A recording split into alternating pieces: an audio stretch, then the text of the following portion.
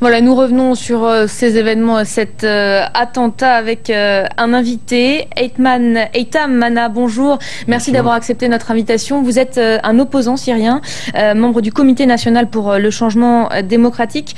Alors, vous n'étiez pas présent en plateau au moment où on a diffusé cette intervention de notre correspondante à Beyrouth qui évoquait toutes ces rumeurs qui circulent actuellement dans la région après cet attentat. Beaucoup de choses sont dites. Je vous rappelle en substance ce qui est dit. Certains témoins remettent donc directement en cause l'existence de cette attaque et indiquent notamment que les 3 hauts responsables donnés pour morts hier l'avaient déjà été il y a quelques mois par l'armée libre syrienne. Vous en pensez quoi, vous, ce matin, 24 heures après cette annonce faite par, rappelons-le, la télévision syrienne? Vous y croyez, vous, à cet attentat?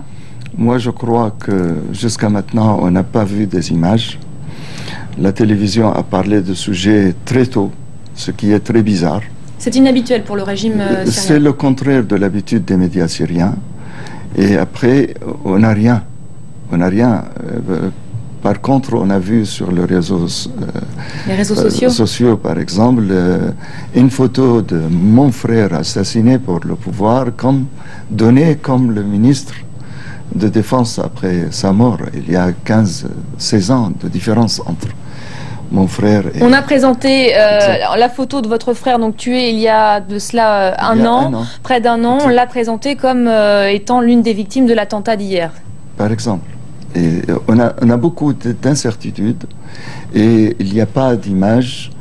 Ce qui est certain, que cet immeuble n'est pas bien protégé. Moi, j'étais interrogé dedans il y a 2 ans, exactement, pendant 3h30, et je me rappelle exactement, c'était l'un des moins protégés des centres de sécurité dans le pays.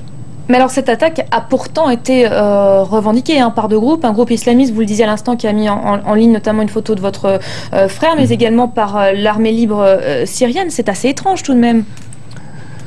L'armée libre est un travail ou un label sans protection.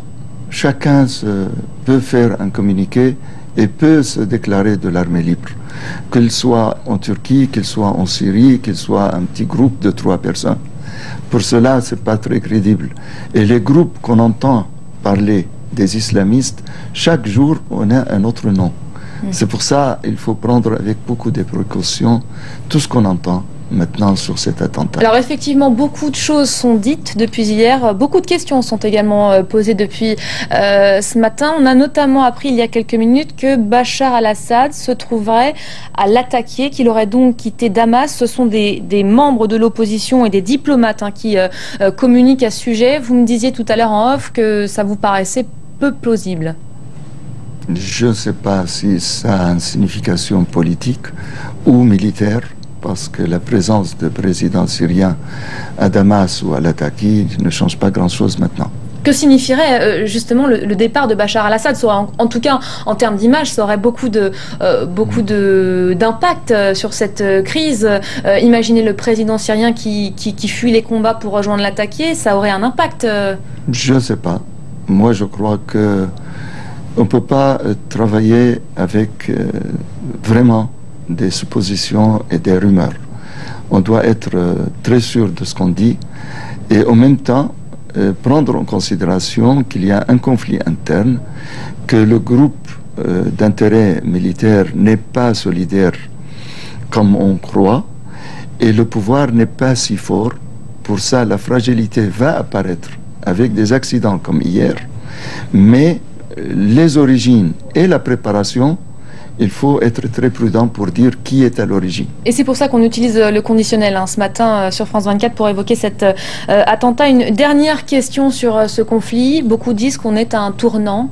Vous partagez ce sentiment aujourd'hui? Certainement, certainement, parce qu'il ne faut pas oublier que les personnes touchées hier, ou peut-être avant, ces personnes-là représentent 40 ans de répression dans le pays.